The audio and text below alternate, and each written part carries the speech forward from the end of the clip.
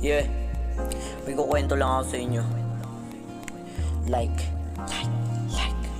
Badabaw Gragrabo.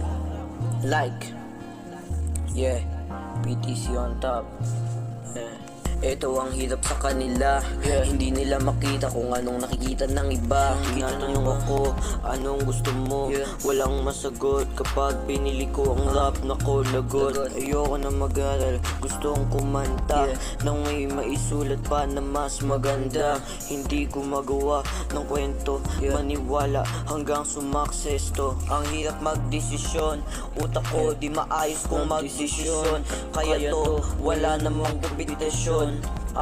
Gusto magpursige para sa kanta, may masulat at masabi. Sa estado ko ngayon, laging tinatanong, anong plano mo? Di nila nakikita kung ano nakikita ko. Alam kong walang maniniwala, pero walang mawawala kapag nagtiwala sa sarili kahit parang imposible.